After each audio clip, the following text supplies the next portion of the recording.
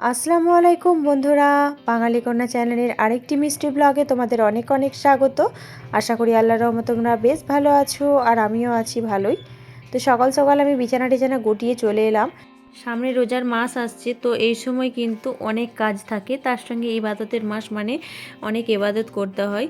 তো রোজার মাসে কিন্তু তার আগে কিন্তু রোজার মানে যেসব ঘরদোর পরিষ্কার করা বা বিছানাবাটি পরিষ্কার করা সব কিছু কিন্তু পরিষ্কার করে নিতে হবে।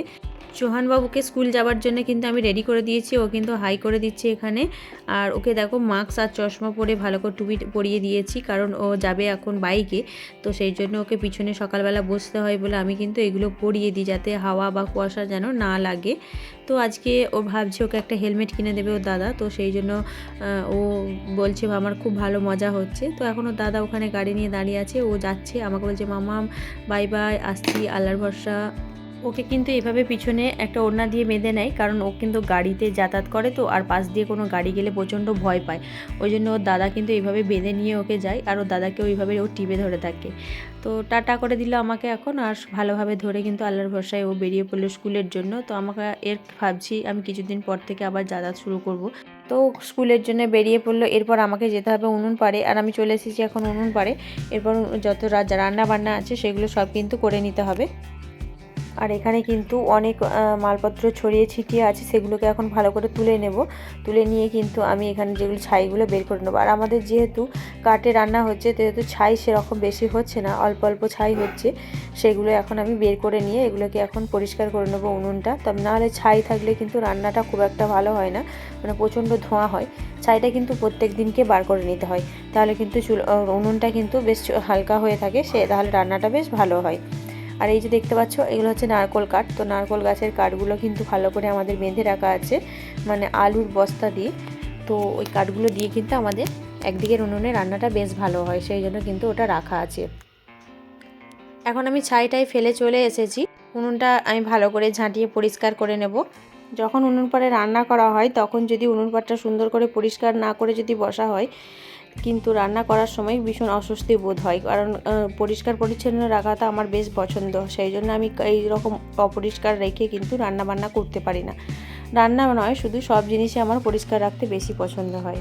এখন আমি দুদিকের উনুনটা ভালো করে ঝাঁটিয়ে পরিষ্কার করে নিচ্ছি, যেহেতু ওই দিকেও আমাকে বসে রান্না করতে হবে, সেই জন্য। আর এখানে কিছু কুচো কাঠ ছিল, সেই কুচো কাঠগুলো কিন্তু আগে দিয়ে আমি একদিকের উনুনটা ধরিয়ে নিচ্ছি। কুচো কাঠ দিয়ে যদি উনুন না ধরানো হয় না, বড় বড় কাঠে ভালো করে উনুন ধরানো যায় না, সেই জন্য কুচো কাঠ কিন্তু ভিতরে দিলে তবে কিন্তু ভালো করে উনুনটা ধরে। আর শুকনো কাঠ, কুচো কুচো কাঠ থাকলে কিন্তু তাতে যদি একটু আগুনের সঙ্গে কাগজে আগুন দিয়ে বা পলিথিন দিয়ে ধরানো হয়, তাড়াতাড়ি ধরে যায়।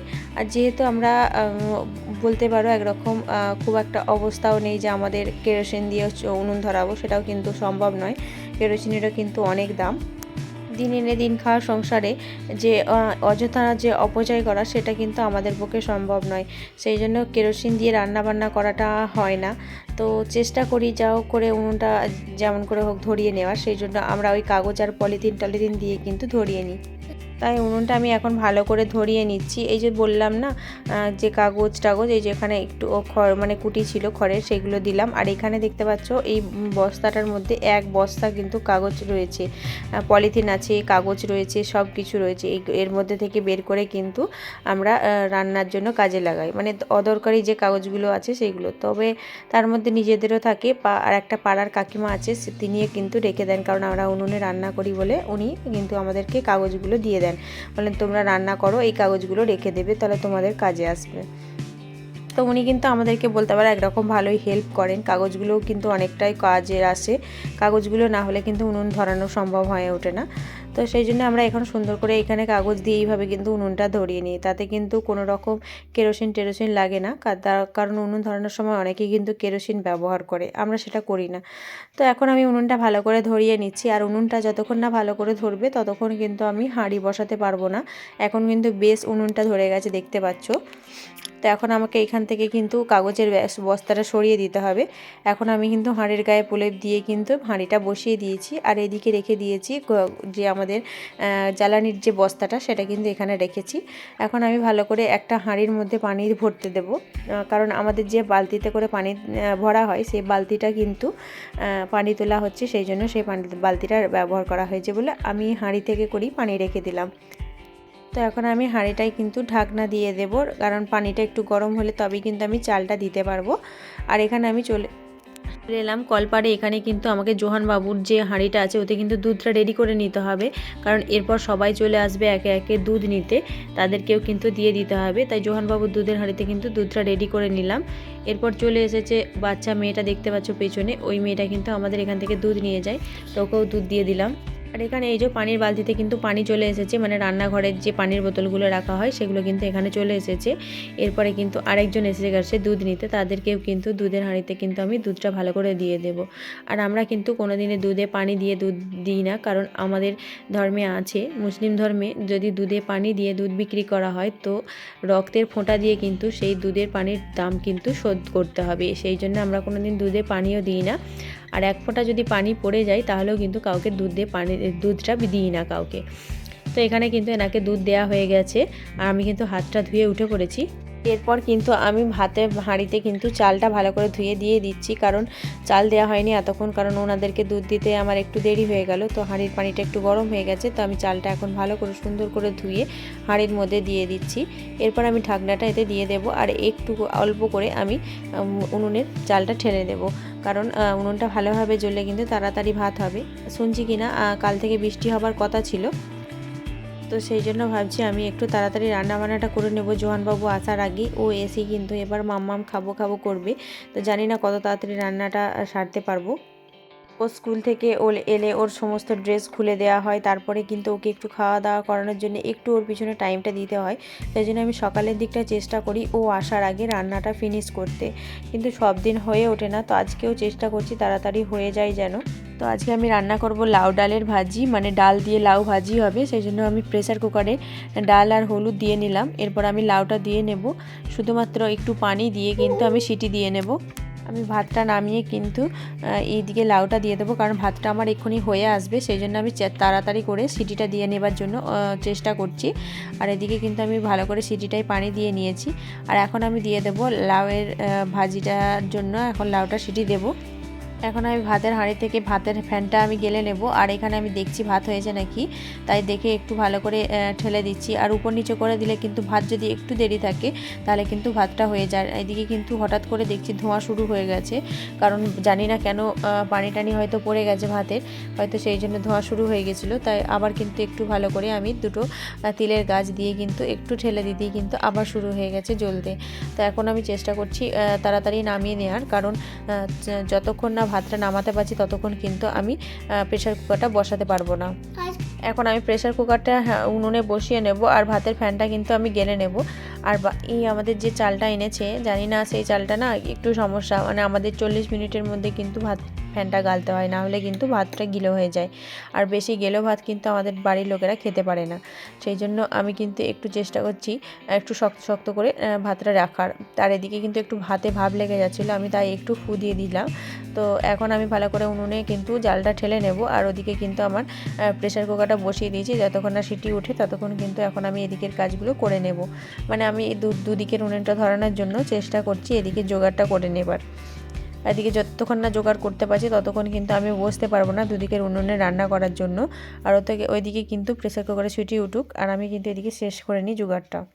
এদিকে আমার জোগাড় হয়ে গেছে, আর আমি এখন বসে পড়বো এদিকে রান্না করব দুদিকের উনুনে। তো আজকে আমার ওই যে বললাম লাউ ভাজি হচ্ছে, আর বাঁধাকপি ভাজি হবে, লাউ ভাজি, বাঁধাকপি ভাজি, আর কলাই আলু ভাজা হবে। প্রত্যেক দিন যে মাছ মাংস ডিম খেতে হবে তার কোনো মানে নেই, সবজি দিয়েও কিন্তু দিন কাটানো যায়। যারা অভাবের ঘরে অভাবের সংসারে, যাদের দিন এনে দিন খাওয়া সংসারে যারা কাটায় তারাই কিন্তু জানে যে মাছ মাংস ছাড়াও কিন্তু এইভাবেও থাকা যায়, এইভাবেও খাওয়া যায়। বাচ্চাগুলোর হয়তো একটু কষ্ট হয়, বাচ্চাগুলো কিন্তু পারে না, তবু আমাদের সঙ্গে সঙ্গে থেকে থেকে ওদেরকে কিন্তু চেষ্টা করাচ্ছি যাতে মানিয়ে নিতে পারে। তো ওরা তো বাচ্চা, ওদের মুখে কিন্তু বিভিন্ন রকমই চাইবে। তো চেষ্টা করছি ওদের কিন্তু একটু সবজি দিয়ে বেশি করে প্রত্যেক দিন কাটানোর। তবে ওদের হচ্ছে চেষ্টা করি একটা করে ডিম প্রত্যেক দিন দিতে, কিন্তু হয়তো সব দিন সম্ভব হয় না। আজকে যেমন আমার জোহানবাবুর শরীরটা একটু খারাপ, জানো তো। কালকে একজনের বাড়িতে নিমন্ত্রণ ছিল, সেখানে খেয়ে এসেছিল। আর রাত্রের দিকে একটু মাছ নেওয়া হয়েছিল, ওই যে বললাম পাঙাশ মাছ, আমি তোমাদেরকে আগের ভিডিওতে দেখিয়েছি।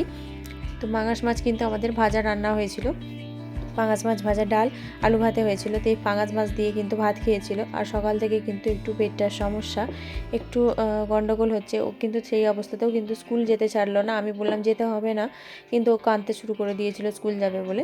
তো তাই ভাবলাম যে না, ওকে হয়তো ছাড়া যাবে না, তাই আমি ছেড়ে দিলাম ওকে। তো অসুবিধা নেই, স্কুলে গেলে কিন্তু ওখানে কিন্তু অনেকেই আছে, ম্যানেজ করে নেবে। তো এখন আমার একজন এসেছিলো, আমার একটু সইয়ের প্রয়োজন ছিল বলে, তো সেখানে সইটা আমি সেরে দিলাম। আর এখন আমি দুদিকের উনুনে কিন্তু এখন আমি ভাজাটা চাপিয়ে দেব।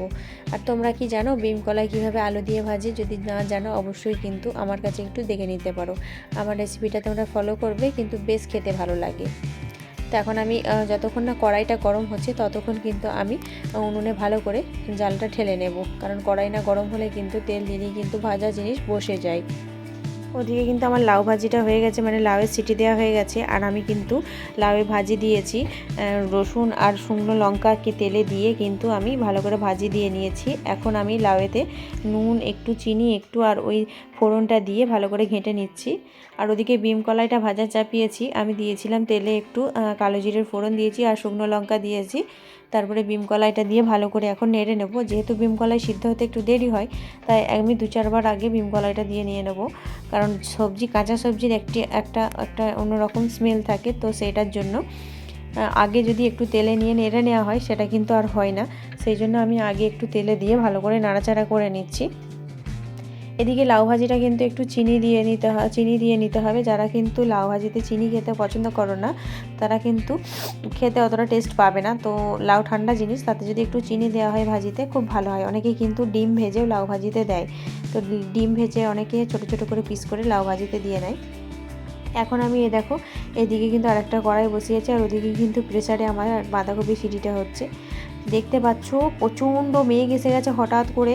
আর এদিকে আমি এতটা অন্ধকার, তোমাদেরকে আমি অন্ধকারটা দেখানোর জন্য করলাম। আর এখানে কিন্তু দেখো তারপরেই বৃষ্টি শুরু হয়েছে, প্রচণ্ড ঝমঝম করে বৃষ্টি হচ্ছে। আর চারিদিকে পুরো একদম বন্যা বলতে পারো, এত জল জমে গেছে আমাদের উঠোনে।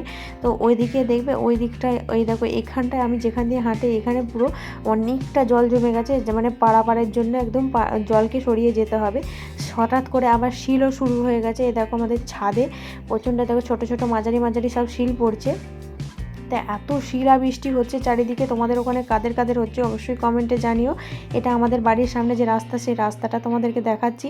দেখো কী হারে বৃষ্টি হচ্ছে, কাদের ওখানে ঝড় বৃষ্টি, শিলা বৃষ্টি হয়েছে অবশ্যই তোমরা কমেন্টে জানিও। আর আমাদের এখানে প্রচুর হয়েছে। আজকের মতো এখানেই শেষ করছি, পরবর্তী ব্লগে দেখা হবে।